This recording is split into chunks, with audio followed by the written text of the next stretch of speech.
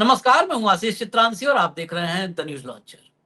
Iran और America युद्ध के ताजा अपडेट को समझने से पहले आप बीती रात के युद्ध से एक निष्कर्ष निकाल सकते हैं कि ये युद्ध अब ईरान में मानवता को डरा रहा है और बाकी खाड़ी के देशों में अमेरिकी सैनिकों को डरा रहा है, खौफ में डाल रहा है।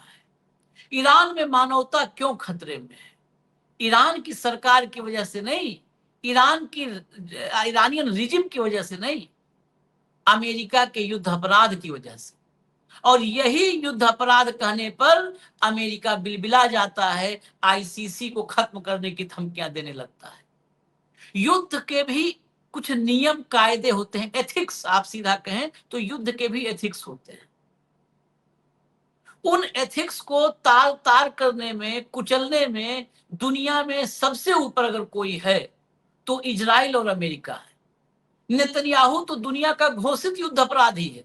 इजराइल युद्ध अपराध में सबसे बदनाम देश है और अमेरिका उसके साथ हर कदम पर खड़ा है। अमेरिका खुद में अगर देखा जाए तो वियतनाम युद्ध से लेकर के और अफगानिस्तान युद्ध तक युद्ध अपराध में संलिप्त रहा है, मानवाधिकारों को रौंदने और कुचलने का अपराधी रहा है।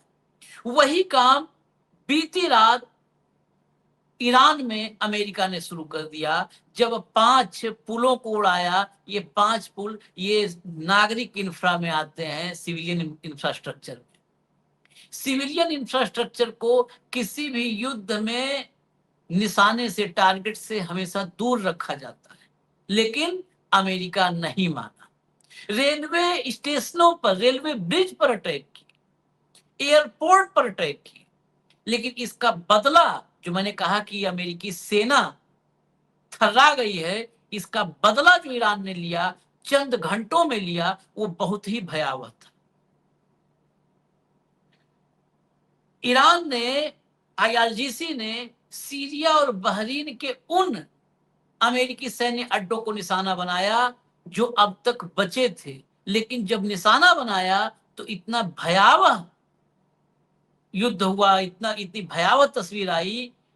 अमेरिका के कई हेलीकॉप्टर नष्ट हो गए। ट्रंप का जो स्पेशल कमांड सेंटर था वो तबाह हो गया। पैट्रियट की battery, patriot air defence system की बैटरी यानी उसकी जान, वो बैटरी मतलब सेल नहीं, जो इस्टेब्लिशमेंट है उसका, वो पूरी तरह खत्म हो गया। रडार धुआं धुआं हो गए। और आईआरजीसी का तो दावा है कि कई सैनिक भी मारे गए हैं अमेरिका के। अब ये गिनती की पुष्टि तो अमेरिका करने वाला नहीं है, आगे हो सकता है पता चले, लेकिन आईआरजीसी के मुताबिक इतनी तबाही में कई सैनिक भी मारे गए हैं। मैं जरा आपको एक एक करके खबर दिखाऊं, फिर भाव के साथ हम चर्चा आगे बढ़ाएंगे इसको।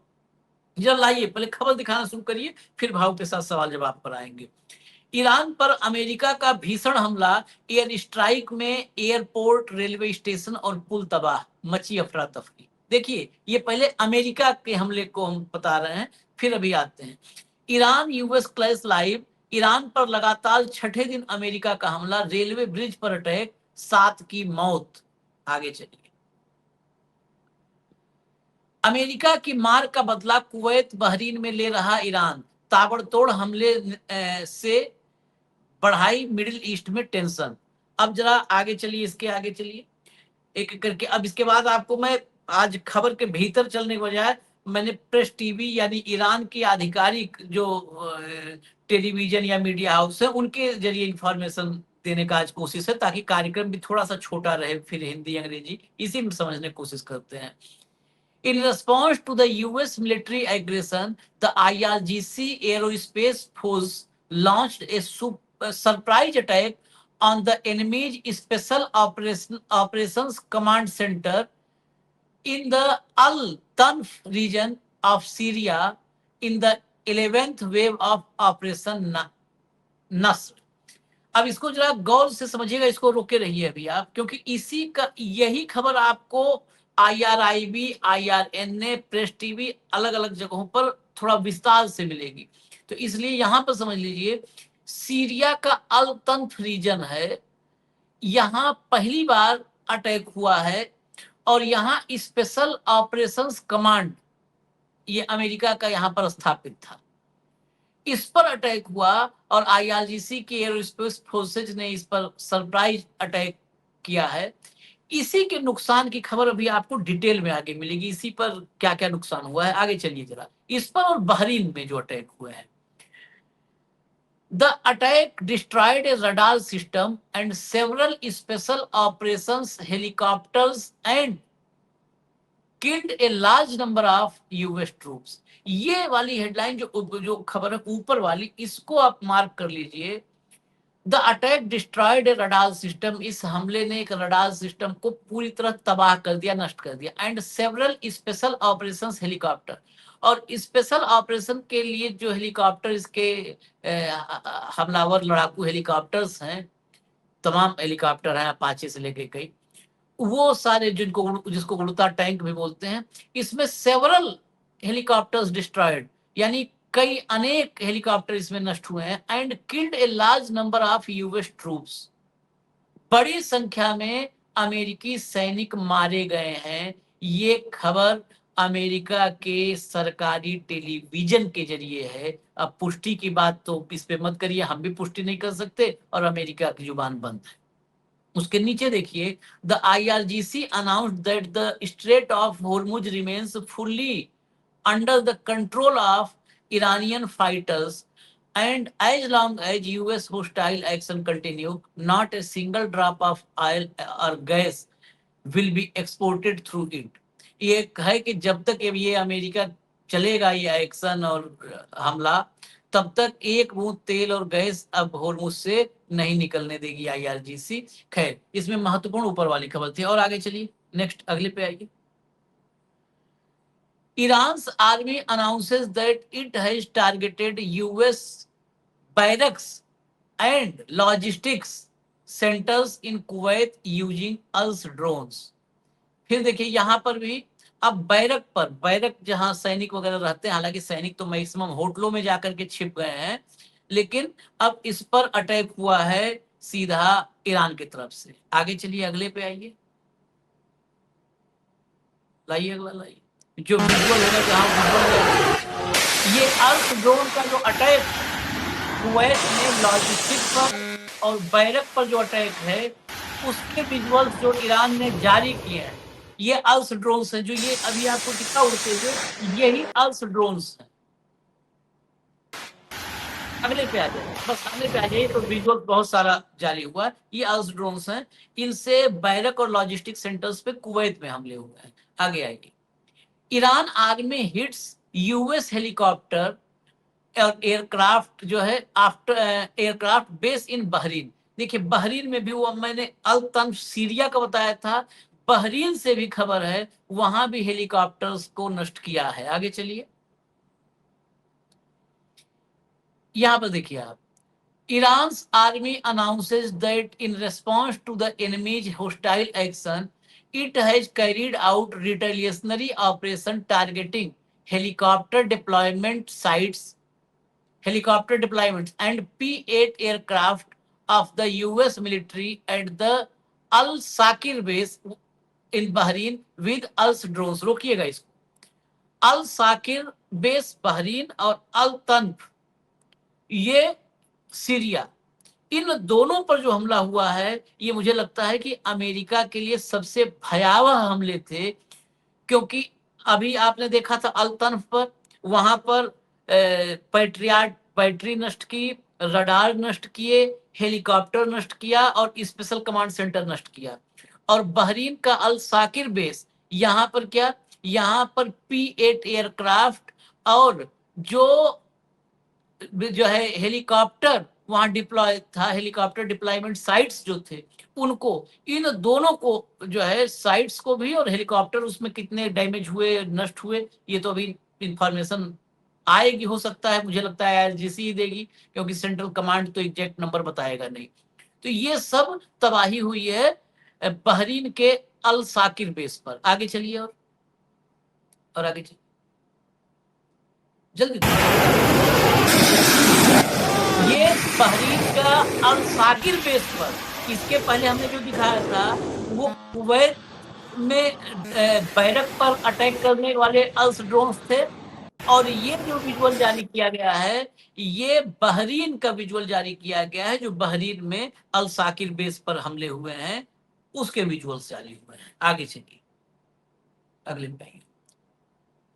The death count from the strike on the Bandar Khamir bridge in Hormozgan province has climbed to 3, as confirmed by the provincial governor office based on newly received updates। इसको इसलिए हम बीच में लेकर के आए कि जब अभी हम दिखा रहे हैं कि अल बसीर बेस पर और अल तंख बेस पर कितनी तबाही मचाई आईआरजीसी ने, तो लोगों को ये लग सकता है कि यार केवल आईआरजीसी यही बता रहा है कि हमने ये उड़ा दिया।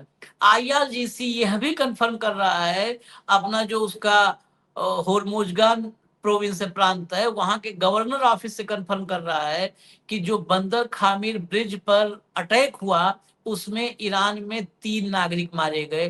पहले ये संख्या 2 की थी, वो बढ़ी 3 आई, तो अपडेट भी किया कि 3 मारे गए हैं। आगे चलिए,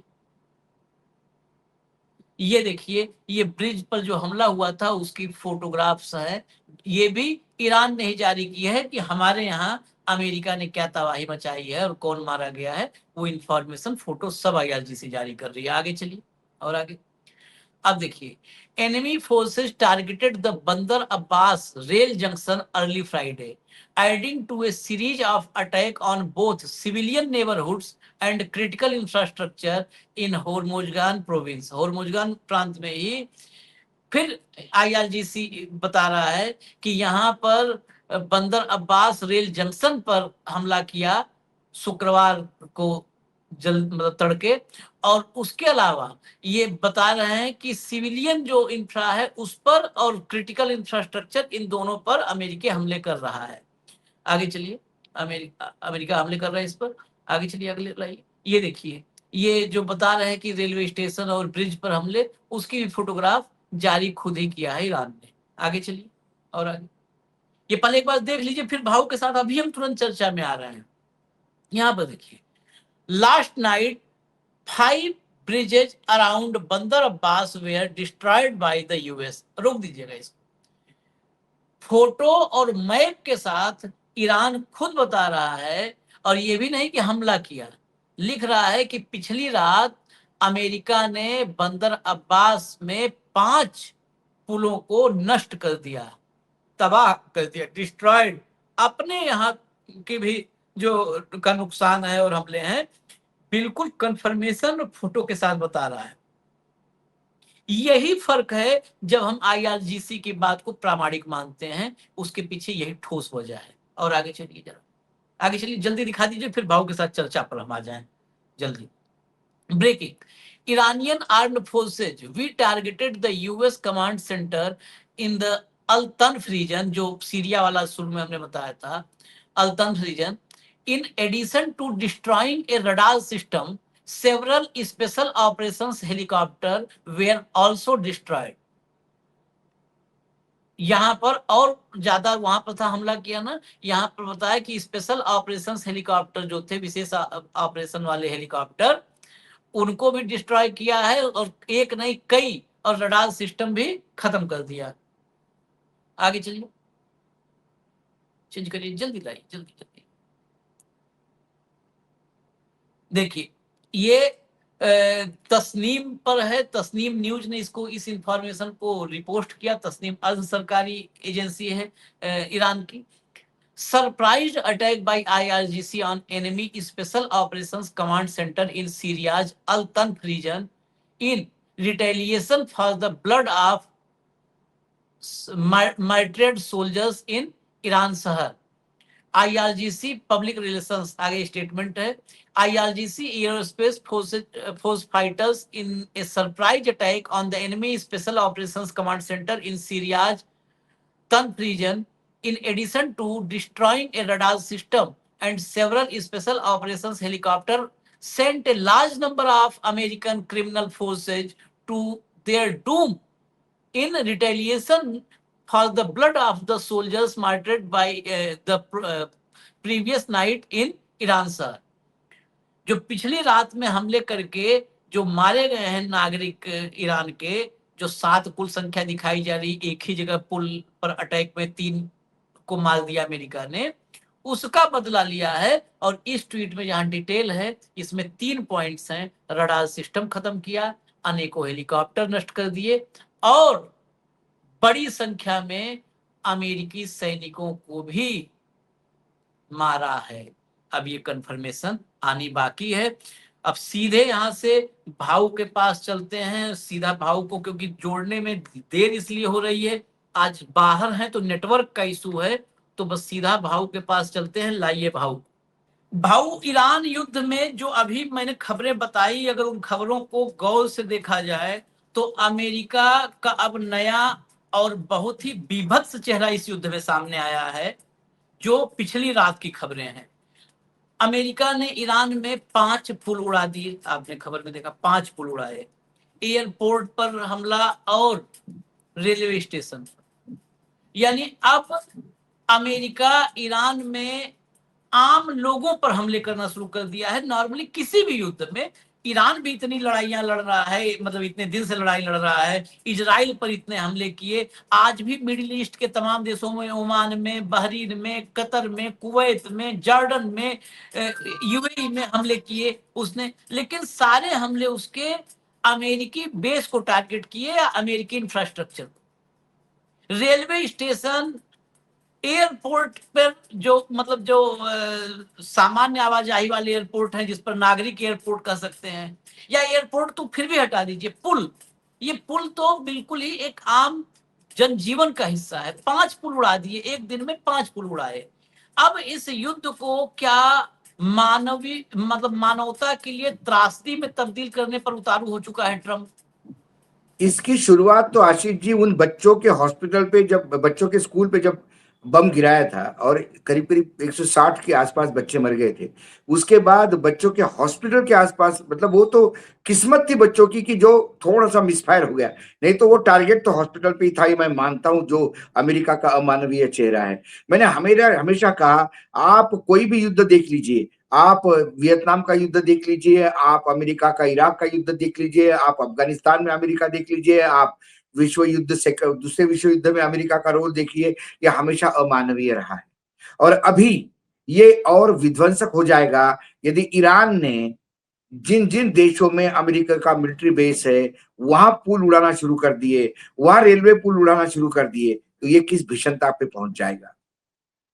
क्योंकि ईरान के पास ये कहने को है कि अमेरिका का मिलिट्री बेस है आपके देश में, और वो भी इन पुलों का उपयोग करते हैं, इसलिए मैं पुल उड़ा रहा हूं क्योंकि हमारे पुल उड़ाए गए। अब ये युद्ध मानवीय त्रासदी में बिल्कुल बदलेगा, आप बिल्कुल सही कह रहे हो। और इसका रिटेलिएशन, ईरान का जो रिटेलिएशन है इसका, इसके बाद देखिए क्या होता है। अब ईरान किसी को ये बोल के नहीं करेगा कि मैं कर रहा हूं, आप इसमें से दूर रहिए। जनता को अब आह्वान नहीं करेंगे आप इससे दूर रहिए। अब ये युद्ध भीषणता की ओर जा रहा है, और जितना भीषण होगा उतना ये विश्व युद्ध के और एक कदम आगे जा रहा है। विश्व युद्ध को तब्दीली, इस युद्ध की तब्दीली विश्व युद्ध में होने में आम बिल्कुल हो रहा है। क्योंकि यदि इन खाड़ी के 8 देशों में इनके सिविल इंफ्रास्ट्रक्चर पे, इनकी सिविल एरिया में यदि अटैक करना शुरू कर दिया ईरान ने, तो वो रिटेलिएट करने का प्रयास करेंगे, फिर अमेरिका रिटेलिएट करेगा। इसी के बीच में हुदी भी आए, वो जितने भी हमास, हिजबुल्ला, हुदी, ये एक्टिव हो जाएंगे, फिर चीन और रशिया एक्टिव हो जाएंगे। देखते देखते ये कौन सा शेप लेगा ये बता नहीं सकते। और ये शुद्ध पागलपन है, शुद्ध पागलपन है। ने इशारा भी कर दिया है, अब तो आईआरजीसी ने इशारा भी कर दिया है, हुती को इशारा हो चुका है, बाब मंदेब और लाल सागर के लिए हुती को इशारा हो चुका है। बस इस दिन फाइनल आदेश हो पहले मुझे लगता है आज से 1 महीना पहले आपने बाबर अल मंदेव का बात जिक्र किया था, और आपने तब भी पूरा डाटा दिया था कि 12% पूरा टोटल जो व्यापार है वो वहां से हो रहा है। हमने तब पूरा केप ऑफ गुड होप से लेकर पूरा कैसा शॉर्टकट है सारा बता दिया था। यदि ये अब वाकई उस वास्तविकता में तब्दीली हो रहा है तो आप समझ लीजिए हम विश्व युद्ध की तरफ है, ऑलमोस्ट हम उसके दरवाजे पे दस्तक दे रहे हैं।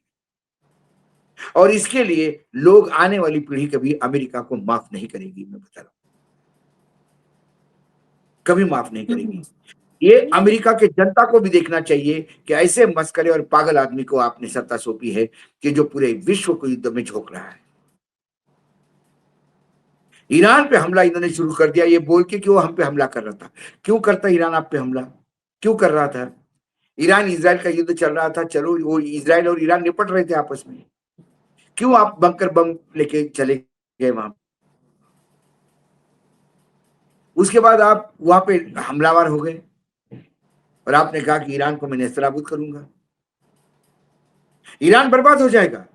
मैं कोई ईरान के आबाद रहने की गारंटी नहीं बता रहा हूं। ईरान बर्बाद हो जाएगा, लेकिन उस बर्बादी के साथ आने वाले पूरे विश्व का भविष्य बर्बाद हो रहा है।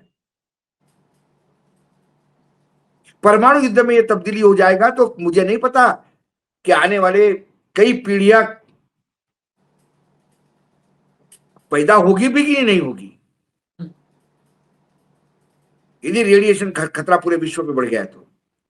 और इस जद से अमेरिका भी नहीं छूटेगा, मैं बता रहा हूं आपको, क्योंकि अमेरिका का जो एयर सिक्योरिटी सिस्टम है वो कितना, मतलब कितना कमजोर है, ये इस युद्ध ने साबित कर दिया। जो उनका सबसे बड़ा नाक है, पेट्रियट पेट्रियट पेट्रियट, वो पेट्रियट खुद को भी नहीं बचा पाता। जब उस पर मिसाइल गिरती तो उसको भी इंटरसेप्ट नहीं कर पाता। इनके रडार सिस्टम नहीं पकड़ पाते। सिर्फ अमेरिका अमेरिका ने सही मायने में युद्ध में इसका सही, मतलब आपने टेस्ट कर लिया, आपने सब कर लिया, आपने प्रोडक्शन कर लिया, अब आपको समझ में आ गया कि इस दुनिया में ऐसे भी ड्रोन और मिसाइल है जो आपके रडार सिस्टम भी नहीं पकड़ पा रही है। और ये युद्ध अभी इलेक्ट्रिकल होगा, इलेक्ट्रॉनिक होगा, मिसाइल्स होगा। ये अब एक लेकिन मानवीय इसका त्रासदी। रिटेलिएशन, ये तो इनका युद्ध अपराधी तो ये है हैबिचुअली है। रिटेलिएशन पिछले 6 दिन में देखिए, खबर का एक हिस्सा हमारे यहाँ भी उसको हाइप करके दिखाया जा रहा है कि पुल उड़ाए, एयरपोर्ट उड़ा दिया, रेलवे स्टेशन पर हमला कर दिया, चारों तरफ तबाही मचा दी। रिटेलिएशन वाला हिस्सा ये तो पब्लिक इंफ्रा पर हमला किया, रिटेलिएशन वाले हिस्से पे कोई ध्यान नहीं है। एक नए ठिकाने पर हमला किया है जवाब में ईरान ने, जो हम ऑफिशियल ट्वीट्स में भी आपको दिखा दिए। वो नया ठिकाना है सीरिया। सीरिया में अमेरिकी ठिकाना, उस पर बड़ा हमला। और बहरीन में ये 2 बेसेज पर, और इन 2 बेसेज पर जो खबरें हैं, हेलीकॉप्टर लड़ाकू हेलीकॉप्टर जो हमलों में इस्तेमाल करता था अमेरिका, हेलीकॉप्टर एक से ज्यादा, मतलब अभी तक तो कोई ऑफिशियल कंफर्मेशन अमेरिका से इतनी जल्दी आता नहीं है। आईआरजीसी भी नंबर्स नहीं बता रहा है, क्योंकि आईआरजीसी नंबर तब बताता है जब कंफर्म हो जाए। क्योंकि आईआरजीसी जैसे खुद ही आज ईरान ने बताया कि अमेरिका के जो पिछली रात के हमले में 3 ईरानी नागरिक मारे गए, जो पुलों पर बम गिराए 3 ईरानी नागरिक मरे। तो उनके पास नंबर्स आते हैं तो नंबर बताते हैं। जो ये हमले बहरीन और सीरिया में हुए हैं, इसमें उनका दावा है कि कई हेलीकॉप्टर नष्ट हो गए हैं। और हेलीकॉप्टर सिर्फ नष्ट नहीं हुए हैं, जो कमांड सेंटर था, इमरजेंसी स्पेशल कमांड सेंटर, वो कमांड सेंटर डिस्ट्रॉय हुआ है। तभी इतने बड़े पैमाने पर नुकसान हुआ है। हेलीकॉप्टर कई जो है वहां पर जो हैंगर में थे, मतलब जो वहां पर ग्राउंड थे हेलीकॉप्टर, वो हेलीकॉप्टर नष्ट हुए हैं। इसके अलावा आईआरजीसी ये भी कह रहा है कि इसमें बड़ी संख्या में अमेरिकी सैनिक भी हताहत हुए हैं, मारे गए। ये रिटेलिएशन, इसी से आप देखिए, इतने पर भी उसने कहां पर हमला किया? आप पुल उड़ा दिए, नागरिक मारे, और वो अभी भी आपके नागरिक ठिकानों को नहीं, सैन्य ठिकानों को टारगेट कर रहा है। लेकिन टारगेट छोड़िए, जो टारगेट का इम्पैक्ट है, हेलीकॉप्टर से लेकर के और स्पेशल कमांड सेंटर सब डिस्ट्रॉयड है, रडार सिस्टम उड़ा दिया है। और पैट्रियट की बैटरी सफलतापूर्वक, हमले कई दिन से चल रहे थे, लेकिन सफलतापूर्वक पैट्रियट की बैटरी उड़ाने का भी दावा है। बाबू, और आईआरजीसी को हम इसलिए मानते हैं कि उनके दावे अभी तक कभी झूठ साबित नहीं हुए। हाँ। जितना झूठ ट्रंप बोलता है उतना ही सच, उतना ही बलन का सच आईआरजीसी बोलता है। अपने मारे गए तो बोलता है, अपने पुल उड़ाए तो उन्होंने बोला नहीं कि हमको कुछ नहीं हुआ। पुल उड़ाए तो बाकायदा फोटोग्राफ भी दिखाते हैं कि हमारे यहाँ ये नुकसान हुआ, और उनका क्या नुकसान किया ये भी वो बताते हैं।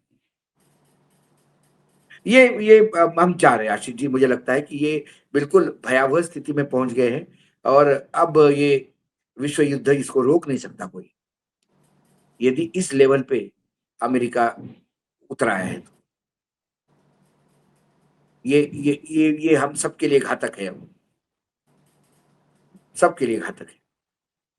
आज फिर आईआरजीसी ने बोला है कि $200 प्रति बैरल होगा जल्दी ही। हाँ, तेल $200 होगा, और हमारा रुपया 150 पहुंच जाएगा। जब $200 बैरल होगा तो हमारा रुपया भी 150 पहुंच जाएगा। उसमें चलिए क्या खैर, फर्क पड़ता है? लेकिन साहब की एक एक जिंदगी में, साहब के मंत्रिमंडल के किसी भी मेंबर की रोटी की कोई प्रॉब्लम नहीं है। मरती है आम जनता, कीड़े मकोड़े जैसी मरती है, और लोगों उनको लगता भी है कि कीड़े मकोड़े है। 140 करोड़ के लोग, क्या फर्क पड़ता है? कुछ लाख लोग मर भी गए तो क्या फर्क पड़ता है सरकार को? कोई नहीं पड़ता।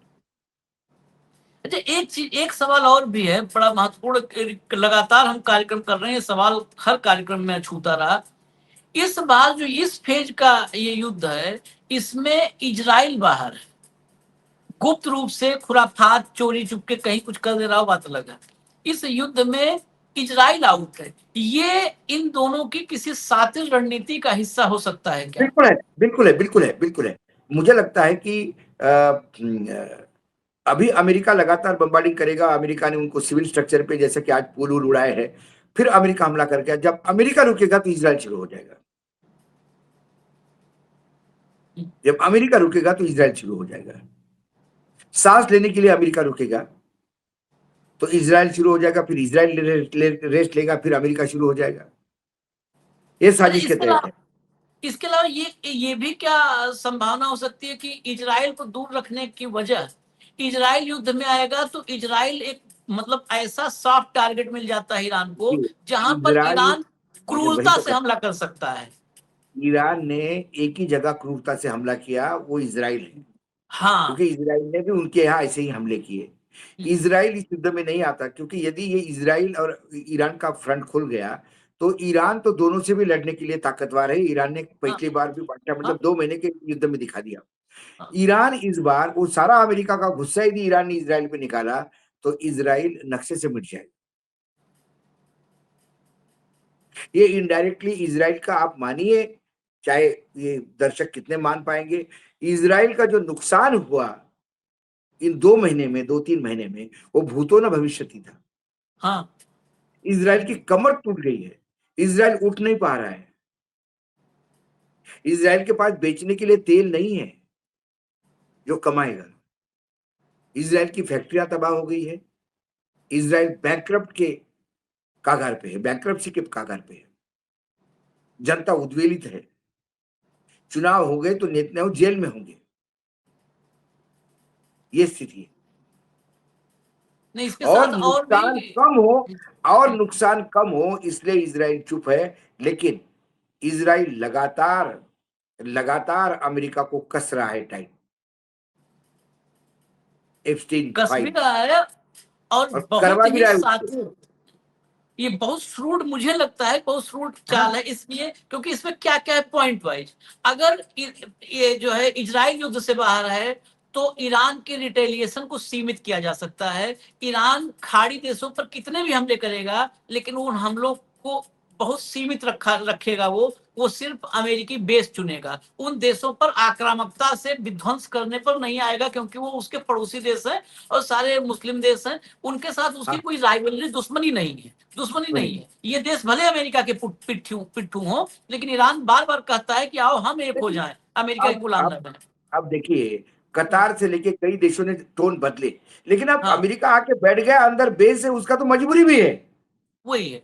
तो इसलिए तो एक तो रिटेलिएशन को सीमित करने के लिए कि इजराइल को बाहर रखो, क्योंकि इजराइल जैसे ही आता है ईरान को फ्रीडम मिल जाती है कि कुछ नहीं, कहीं नहीं जाना है, एक लाइन से तेल अवीव हाइफा में बरसा दो, बरसाओ, इनका दिमाग ठंडा करो। इसलिए बाहर किया। दूसरा, जो खाड़ी के देश हैं, जो ईरान के प्रति भीतर से वहां की पब्लिक सिंपैथी रखती है, ईरान को मजबूर करो वहीं पर हमले करने के लिए, ताकि उन देशों में ईरान के प्रति नफरत भाव, दुश्मनी भाव पैदा हो। भाव और पड़ता है। और तीसरा, सारा प्रॉब्लम यह है कि ये युद्ध, इस एग्रीमेंट को इजराइल क्यों नहीं चाहता? हाँ यदि ये शांति स्थापित हो गई तो अमेरिका वापस चला जाएगा। हाँ इजराइल वही रहना है, ईरान वही रहना है, खाड़ी के देश वही रहने हैं। हाँ मैं कतार वाली बात बता रहा हूं, मैं आपको उन्हीं के शब्द यूज कर रहा हूं। हाँ उसके बाद ये सारे मुस्लिम देश एक होंगे, अलग थलग पड़ेगा इजराइल। हम्म, पाकिस्तान भी इजराइल को गाली देता है, हाँ पाकिस्तान इन सबको कोऑर्डिनेशन कर रहा है। हाँ अलग थलग पड़ेगा इजराइल, और इजराइल को बाप बताने वाला उसका बेटा भी गायब हो जाएगा सीन से हाँ समय आने। हाँ जो माँ गंगा से गायब हो गया, उस हाँ। बाप से गायब होने में क्या टाइम लगता है? इजराइल अलग थलग पड़ रहा है। तो इजराइल ये भी चाहता है कि शांति वार्ता भी हो जाए, लेकिन मेरा इन 8 देशों के साथ एंटी ईरान का स्टैंड बना रहे। लेकिन इस एंटी ईरान के स्टैंड वही खत्म हो गया जिस दिन इन 8 देशों को समझ में आ गया कि भाई ईरान अपना मुस्लिम देश है और बहुत ताकतवर है, अमेरिका से भी डरने की जरूरत नहीं है। अभी ईरान से दोस्ती करेंगे तो चीन भी दोस्त हो जाएगा। अभी बीच में एक स्टेटमेंट आया था ना एक खाड़ी के देश का, कि हम डॉलर में नहीं, हम तो युआन में भी ट्रेड करना चाहते हैं, क्या फर्क पड़ेगा उससे? खाड़ी के देशों को क्यों अमेरिका ने अपना मिलिट्री बेस बनाया था? सारा डॉलर का ही तो खेल था ना, डॉलर सुप्रीमेसी था ना, कि डॉलर में यदि तेल बिकना बंद हो जाए तो इंटरनेशनल करेंसी डॉलर कहां से रहेगी? कहीं से नहीं। इसलिए ये तो खैर युद्ध की सद्दाम हुसैन भयावहता सद्दाम है। हुसैन सद्दाम हुसैन को क्यों निपटाया गया था? हम्म, क्योंकि उसने डॉलर को एक्सेप्ट करने से मना कर दिया था। हाँ हाँ। यूरो में तेल का व्यापार वो हजम नहीं होगा वापस अमेरिका करवा। को, और उसी चक्कर में सारा ये युद्ध यहाँ तक पहुंच गया है, और युद्ध की भयावहता और बढ़ती ही जा रही है।